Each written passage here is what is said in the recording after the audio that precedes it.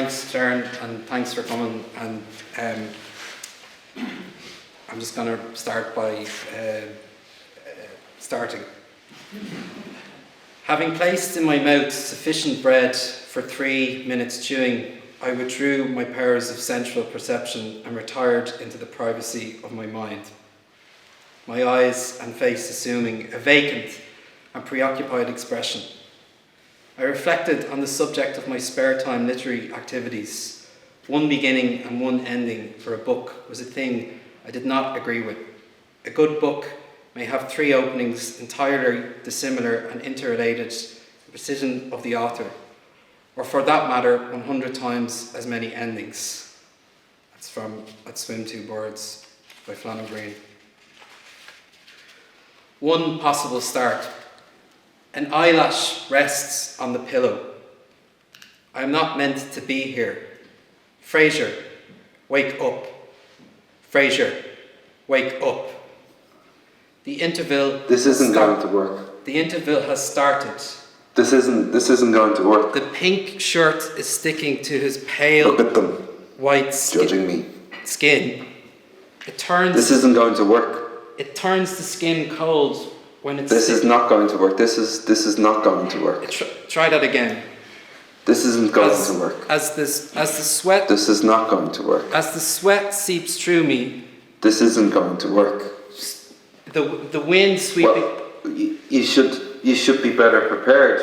I'm prepared. Well, you need to prepare for the. You need to prepare. You can't do this. You can't do what you plan to do because you need to prepare for the next part. So. Just outside Amsterdam, a small business named Hugo manufactured animal skin bicycle seat covers. They experimented by using horse and hog hair yarn made from a waste byproduct of local slaughterhouses to make a wider width fabric using a needle punch machine. They continued to cut their bicycle seats from this fabric, but also ventured into making rugs. Deadline tomorrow. And when synthetic yarns became available in the synthetic yarns 1940s, the company were no longer confined to using animal hair.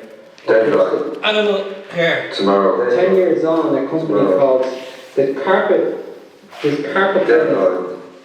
This carpet burns. Tomorrow. This carpet burns still in me. This carpet burns still in me. Carpet burns still in my elbows. Deadline. Tomorrow. The carpet burns from the office are still on my. The carpet burns. Deadline. The carpet burns. Tomorrow. The carpet burns from the office are still. Deadline. Carpet Tomorrow. burns. The carpet burns from the office are still on my elbows.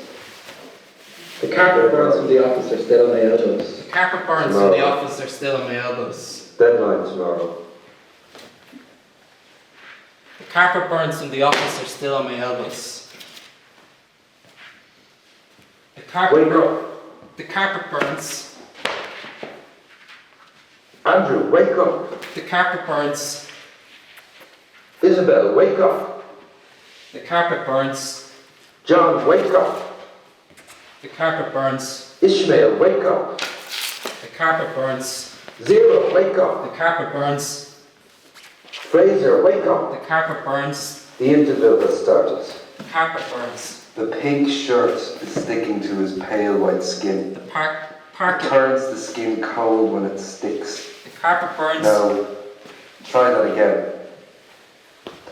As the sweat seeps through me, the wind seeping in from the window on the bus is simultaneously drying the wet patch that in turn is producing tiny crystals of salt that form in white patches and lines across several parts of the shirt over the small amount of flab on my torso. Deadline tomorrow. Something else happened that night. A better way to contextualise things, perhaps. Recent feelings of limerence have passed. Tonight, we have 8 line managers, and they're all men, they're all white, and they're all bald. Because the use of the English word strike to describe a work protest was first seen in 1768, when sailors in support of demonstrations in London struck or removed the top galleons of merchant ships at port, crippling the ships. I was selling ice creams outside the entrance to the Royal Festival Hall during an Iggy Pop gig. Jude's ice creams. I was given 36 ice creams to sell for £5 each. The recorded announcement, voiced by Ian McKellen, announces, "The performance will start in 10 minutes. Please return to your seats."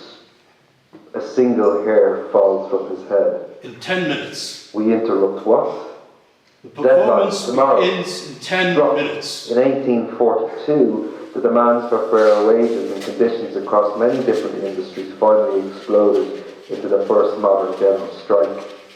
Exploded, scratching the entire surface of your first car with a brass key. Used. The The performance will start in 5 minutes. Please return to your seats. Fraser, wake how's up. it going? Deadline tomorrow. The performance will start in 4 minutes. Please return to your seats. He scratches his head and a clump of hair comes out.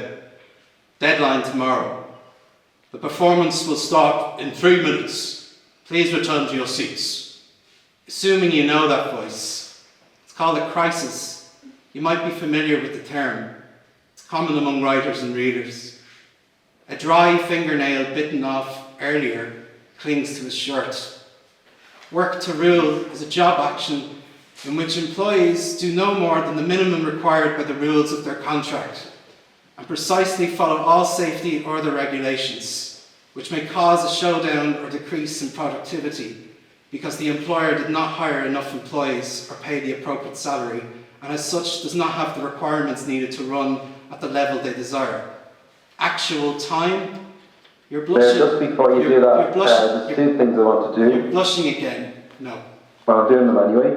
One is draw attention to The the performance tone of begins my voice, 2 minutes.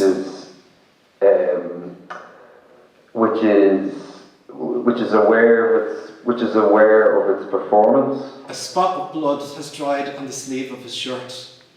The coldness of the harness, the ice cream harness I wear to support the weight of the small tubs of ice cream, exasperates an already pre-existing cramp.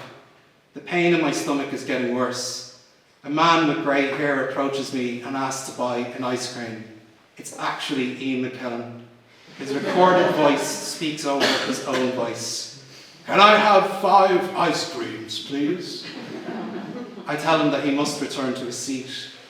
He smiles at me as if he loves me dearly, and I sell him 5 ice creams. "Thank you. Where in Ireland are you from?" A very small amount of time passes as I walk down the stairs to the cash office. I am a few minutes late. I am fired. Ian McKellen got locked out of the hall. "Don't forget to send your timesheet, otherwise you won't be paid." An eyelash is stuck in his eye, blurring his vision.